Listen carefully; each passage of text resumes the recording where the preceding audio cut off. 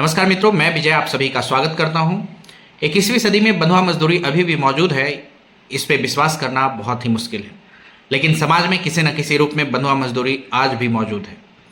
हाल ही में खबरों में ये निकल के सामने आया है कि यूपी के मुजफ्फरनगर में एक फैक्ट्री मालिक ने 13 से भी अधिक लोगों को बंधुआ मजदूर बना के रखा हुआ था, और ये कोई 2, 3, 4 महीने से नहीं बल्कि सालों से उनको बंधुआ मजदूर बनाया हुआ था।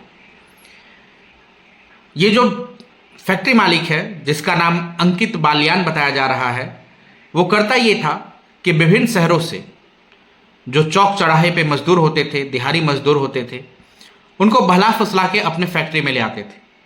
उनको ये कहते थे कि तुम्हें 3 टाइम का खाना देंगे, 3 टाइम चाय देंगे, रहने के लिए जगह देंगे और 12 से 13 हज़ार रुपया महीना देंगे। मजदूर को लगता था कि खाना मिल रहा है, रहने की जगह मिल रहा है, तो 13 हज़ार रुपये जो है वो पूरा का पूरा मेरा बच जाएगा, इससे हमारे घर परिवार की स्थिति जो है वो अच्छी होगी। और इसी लोभ में जो है वो मजदूर उनके साथ चले जाते थे। मजदूर को ले जाने के बाद उनको सबसे पहले उनसे आधार कार्ड, उनका मोबाइल फ़ोन ले लेते थे। फैक्ट्री में ही उनके आधार कार्ड को जला देते थे, मोबाइल फ़ोन को तोड़ देते थे, फेंक देते थे, जला देते थे और उनको काम पे लगा देते थे। काम ये था कि आपको दोना बनाना है, जो प्लेट होती है, पत्तल बनाना है, ये सब बनाने का काम था। और काम जो है ये 24 घंटे करना है। जब तक लाइट रहेगी तब तक काम करते रहना है। लाइट कटेगी उसी समय आप आराम कर सकते हैं, सो सकते हैं, नहीं तो लाइट जब तक है तब तक आपको काम करते रहना है। खाने के लिए 24 घंटे में चोकर की रोटी देते थे, और वो भी सिर्फ 3 रोटी देते थे। उस रोटी के साथ ना कोई सब्जी देते थे, ना दाल देते थे, नमक और लाल मिर्च देते थे। कोई भी यदि किसी तरीके का कोई विरोध करता था तो उनको बहुत मार मारते थे। उनके सिर पे मारते थे, उनके कानों पे मारते थे, कान काट देते थे, पैर के नाखून नोच देते थे, पिछवाड़े में पेचकस घुसा देते थे, पीठ पे चाकू घुसेड़ते थे, पेचकस घुसाते थे। जितना हो सके उतना वो यातना देते थे। उनको किसी भी तरीके का कोई डर नहीं, कोई भय नहीं, कोई अपराध बोध नहीं, और ना ही कोई शर्म कि इंसान होकर के इंसान के साथ ऐसा व्यवहार कर रहा है। सभी का सिर मुड़वा देते थे और सिर पे ज़्यादा से ज़्यादा मारते थे। मारने के बाद यदि सिर फूट जाता था, कान कट जाता था, तो किसी तरीके का कोई ट्रीटमेंट नहीं करते थे। सब अपने आप जिसको जैसा ठीक होना है वैसा ठीक होता था। सिर पे इसलिए ज़्यादा मारते थे ताकि ये अपना याददाश्त भुला जाए, पागल हो जाए और सिर्फ पागलों की तरह यहाँ पे काम करता रहे। तो इस चीज़ का जो पता है लोगों को, किसी को कुछ नहीं पता चला, यहाँ तक कि उसके गांव के जो लोग थे उनको भी नहीं पता था। साथ में ये 2 पिट बुल कुत्ते पाल रखे थे और सबको डराते थे कि यदि यहाँ से भागने की कोशिश की या मेरा बात नहीं माना तो इन पिट बुल कुत्तों को तुम्हारे ऊपर छोड़ देंगे, ये तुमको बीच से फाड़ करके खा जाएंगे। इन डर से मजदूर जो है चुपचाप काम करते रहते थे। विरोध करने का कोई उनको मौका नहीं दिया जाता था। उनको शारीरिक तौर पे और मानसिक तौर पे इतना कमजोर कर दिया जाता था कि वो कुछ चाह के भी नहीं कर सकते थे। शिवा नाम का एक व्यक्ति था, वो ज़्यादा से ज़्यादा मारने के काम करता था, उसी को मारने पे लगाया जाता था, वही सबको देखता था। कोई भी बैठ नहीं सकता है, हमेशा काम करते ही रहना है। और किसी भी मजदूर को आपस में बात करने नहीं दिया जाता था। कोई मजदूर आपस में किसी से बात नहीं करेगा। बात करते हुए यदि पकड़ा गया तो बहुत मारते थे, और मजदूर को ही मजदूर से पकड़वा के फिर पिटाई करवाते थे। जो मजदूर हाथ नहीं पकड़ता था उसी को पीटना शुरू कर देते थे। एक मजदूर को पीटना है तो दूसरे से हाथ पकड़वाते थे और दूसरे को मारते थे। तो इस तरीके का घृणित कृत्य जो है उस फैक्ट्री में चल रहा था। लेकिन कहा जाता है कि पाप का घड़ा जब भर जाता है तो किसी न किसी तरीके से फूटता जरूर है। तो हुआ यूं कि राजस्थान का एक व्यक्ति हरिद्वार गया हुआ था। उसके पास पहले से ही 15,000 की नौकरी थी, लेकिन वहां से वो किसी तरीके से इस फैक्ट्री मालिक से टकराया, और फैक्ट्री मालिक जो है उसको बहला फुसला के अपने फैक्ट्री में लेके चला गया। वो वहां गया, उसको भी वही यातनाएं देना शुरू कर दी। वहां वो 3 से 4 महीने उसी तरीके से कष्ट में जीवन जीता रहा। लेकिन एक दिन किसी तरीके से मौका पा करके, दीवार को छलांग लगा करके, दीवार पार करके वो वहाँ से भागा।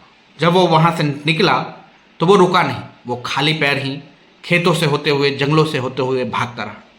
उसके पैर में कांटे चुभ गए, पैर से खून निकलने लगा, फिर भी वो रुका नहीं, क्योंकि उसको पता था कि पैर में जो कांटे चुभे हैं वो उन यातनाओं से बहुत कम है जो उस फैक्ट्री में दिया जाता है।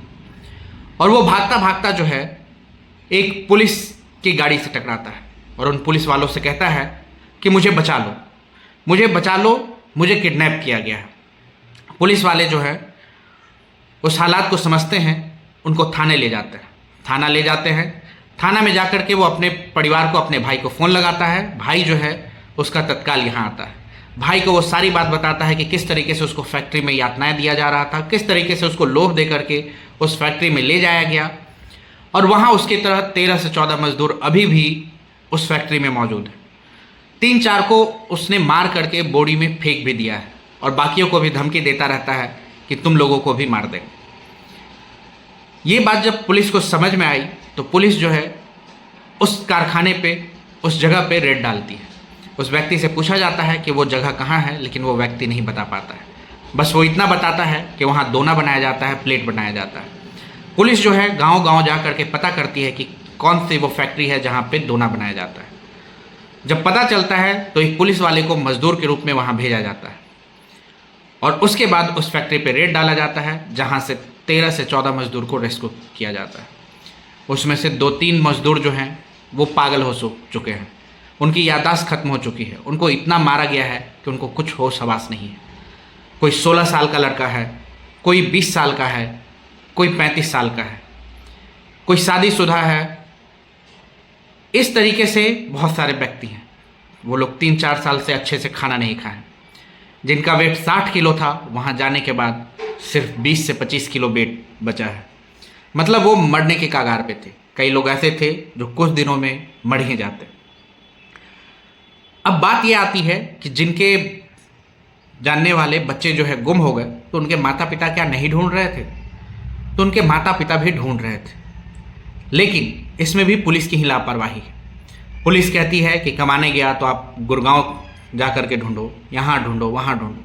अगर पुलिस चाहती, कोई कंप्लेन किया है कि उनके बच्चे नहीं मिल रहे हैं, गुम हो गए हैं, तो उसको ढूंढा जा सकता था, उनके मोबाइल फ़ोन को ट्रैक किया जा सकता था, CCTV खंगाली जा सकती थी। लेकिन कौन सुनता है? गरीबों की कोई नहीं सुनता। अब ये फैक्ट्री मालिक जो है अभी तक पकड़ा नहीं गया है, फरार है। अब देखिए, इनके जितनी भी संपत्ति है सब जब्त कर लेनी चाहिए, उस पर बुलडोजर चलाना चाहिए, और यहाँ भरत तिवारी जैसे लोगों का इनकाउंटर हो जाता है और इन दरिंदों का इनकाउंटर नहीं होगा। या हो सकता है ये बाद में जेल से भी बाहर आ जाए, क्योंकि जिनके ऊपर ये जुर्म ढाए हैं वो मजदूर है, गरीब है, और गरीबों की बहुत कम चलती है। जो बहुत ही अमीर हो चुके होते हैं वो कानून को अपने हिसाब से चलाने लगते हैं, जो कि बहुत ही गलत बात है। फिर भी आज भी सिस्टम में बहुत सारे ऐसे ईमानदार ऑफिसर भरे हुए हैं, ऐसे लोग हैं जो कि इन जालिमों से देश को छुटकारा दिलाते हैं। तो अब देखना होगा कि आगे क्या होता है। लेकिन ऐसी न्यूज़ सुन करके विश्वास नहीं होता कि हमारे समाज में ऐसे भी लोग हैं जो कि इंसान को इस हद तक जा कर के शोषण कर सकते हैं। शोषण करने के लिए तो सारे फैक्ट्री वाले करते हैं, लेकिन इस तरीके से कोई शोषण नहीं करता कि उसको दर्द देता है, उसको मारता है, उसको पागल बनाता है, उसको खाने के लिए नहीं देता, उसको सैलरी नहीं देता है। ऐसा नहीं होता है। तो आपसे बस यही विनती करेंगे कि आपके आसपास अगर ऐसा कुछ भी गलत आपको महसूस होता है, आप उसकी जानकारी जुटाइए और किसी तरीके से गुप्त रूप से ही सही, लेकिन पुलिस तक इन्फॉर्मेशन पहुंचाइए। ऐसे लोगों को आज़ाद कराइए, क्योंकि देश आज़ाद है और अभी भी कुछ लोग जो हैं वो गुलाम हैं। नमस्कार।